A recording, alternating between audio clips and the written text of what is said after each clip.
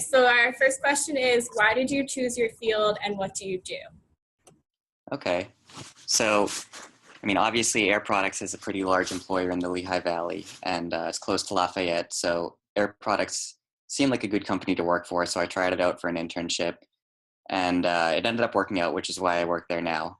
But I would say that in terms of what I was looking for, Air Products itself is really a traditional application of chemical engineering. You know, with the chemical engineering degree, you can do a lot of things, but at Air Products specifically, it's really what you think of when you think of chemical engineering, you know, doing formulas, designing heat exchangers, troubleshooting problems, process controls. It's all that sort of stuff, which I find very interesting. So that's sort of what steered me to stick with Air Products.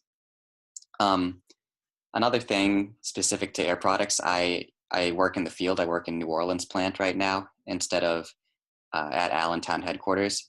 And that's sort of another choice of, you know, you can be in an office or you can be at an operating plant. And I think the cool thing about being in the field is you get hands-on experience. You can actually see things firsthand. And it's one thing to talk about, you know, this is a heat exchanger and this is a pipe and this is the Bernoulli equation. But then you go into the field and you're actually physically touching a heat exchanger, or you feel nitrogen gas running through a pipe and you're like, oh, okay, so this is the real thing. So I think that that's really valuable.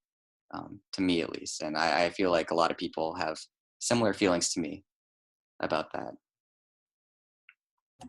All right, thank you. And then the next question is, what is your favorite part of your job? I think the coolest thing about my job is that I work at a liquid hydrogen production facility that is from 1965 and actually helped fuel the rocket that sent the man to the moon for NASA. So I think that is definitely the coolest part of my job. But in terms of the favorite part of my job that I get to do, it's related to the plants being so old. So because the plants are from 1965 and they're 50 years old, you can imagine a lot of stuff breaks, right? The pipes are old, they're rusty sometimes. The machinery is all from 1965, the compressors stop working. So because the plant is so old, I really get to learn so much stuff. This stuff breaks, which isn't great for the plant, but luckily we have a really good operations staff and they'll get out there right away. They'll start troubleshooting and I get to follow them around and learn so much that way, you know, watching them turn valves and make sure that all the permissives are met on the equipment and, you know, just walking around and seeing all that stuff. The other cool thing, because Air Products New Orleans is so old, we have the liquid hydrogen plants, but we also have an air separation plant on site and we have a hydrogen production plant. So just because there are so many different types of plants there and so many different processes, I really get to learn a lot and, you know, develop my understanding of the technology and really enhance my knowledge of chemical engineering that way too. That's the favorite part of my job. Okay, thank you. And the next question is, what is a typical day at work for you? So in the morning, I get there at 7 a.m. and we have a morning safety meeting where we have the whole operations team and basically we talk about any work that's going on throughout the day, things to be aware of. Maybe we have a crane on site, so be aware of stuff like that. And then after the morning meeting, I'll go back to my desk and do some monitoring tasks, basically monitor heat exchanger performance to make sure all the exchangers are performing the way they should. I'll look at compressor statistics and pump statistics to make sure everything's operating efficiently. And that's sort of ongoing throughout the day.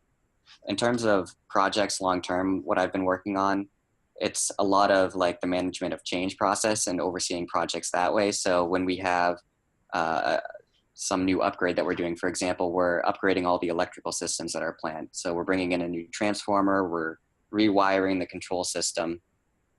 I'm helping oversee not necessarily the project work in terms of like make sure the contractors show up and make sure they're doing what they're doing, but making sure we have all the documentation, making sure that we get it all into a management of change form and that the managers and the engineers and operations can all approve it to make sure we're all on the same page and nothing gets left out in terms of, you know, safety factors or anything like that. And then of course, you know, going back to the last question, things can break at the plant often. So when things break, it's sort of just like an everyone drops what they're doing moment and runs out to the field or runs to the control board and does what they can to fix it. So when things come up like that, I just get out to the field, do what I can to help the operators. You know, one thing about engineering is that you can be the smartest engineer in the world and you would be a horrible operator sometimes. It's just, operations is very different from engineering. So you do what you can from an engineering standpoint to help them out, but then you can still learn a lot. I know there are engineers that have been working at Air Products for 35 years and they'll still learn things from operators. So it's good to just follow people around when you can and learn what you can, but also help out and help the team. All right, thank you. And the last question is, how did Lafayette help prepare you for your career?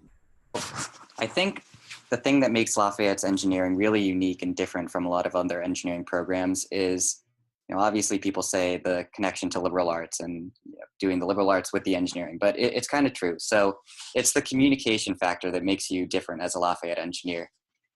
At Air Products, I can guarantee you, and most other companies too, it's very difficult to find technical incompetencies in other engineers. So you can have engineers from, Penn State or Lehigh or Villanova or Texas A&M, really wherever. And all of these engineers, they're going to be the same engineers as you. They can do math, they can do differential equations, but they are not necessarily as good at reporting out on things.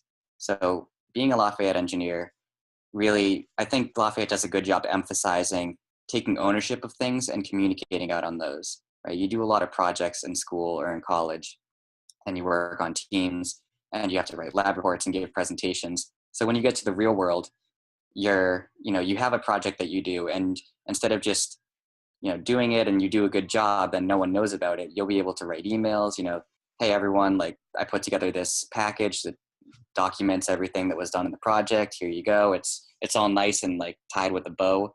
So it really helps communicate to everyone what was done. And people will come to you and say, you did a great job leading that meeting. We want to put you on this other project. Can you help us out with that? And it's like, yeah, that's great, because that really gives you a lot of visibility in the company.